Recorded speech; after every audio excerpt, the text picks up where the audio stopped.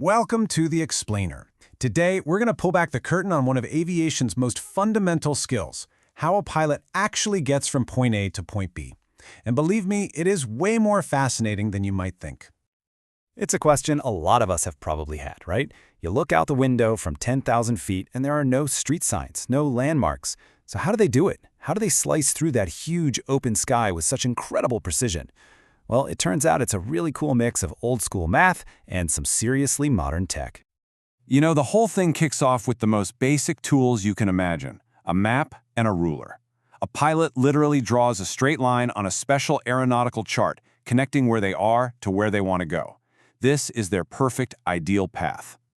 But, and this is the key, that simple line is just the starting point.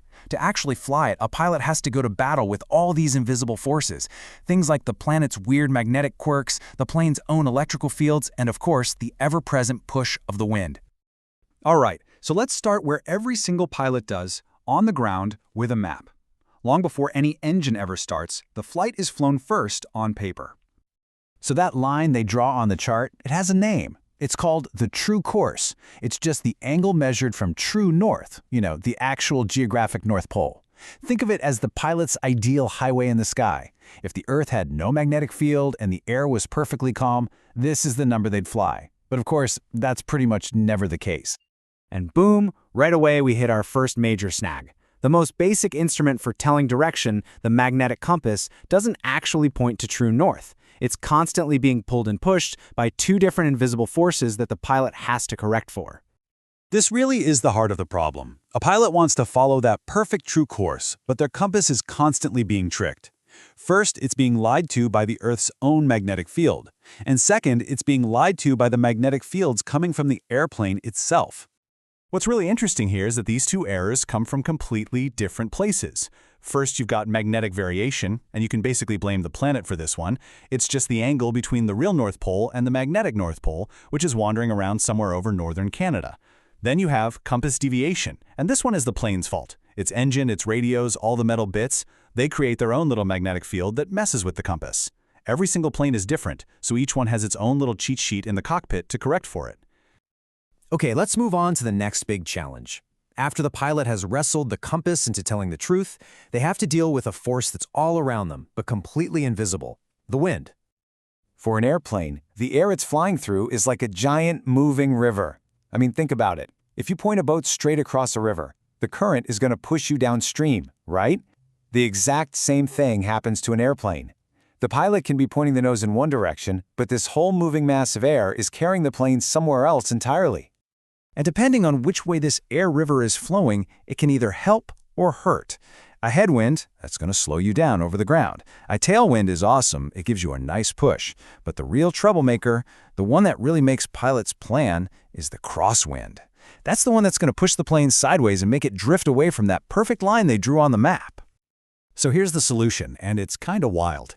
To stop that sideways drift, a pilot has to fly into the wind at a very specific angle. It's called the wind correction angle. They are literally pointing the nose of the plane away from their destination so that the wind pushes them back onto the correct path. It's like leading a target, only your target is your destination, and the force you're accounting for is the wind. And this brings us to the grand finale of the whole planning phase.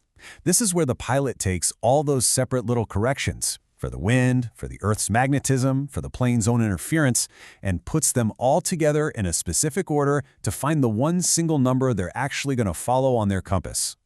And there is a strict sequence to this. You start with the true course, that line from the map. Then you apply your wind correction angle to get your true heading. That's where the nose of the plane needs to point. From there, you correct for variation to turn it into a magnetic heading, and finally, you apply the plane's own special deviation to get the final number you're looking for, the compass heading.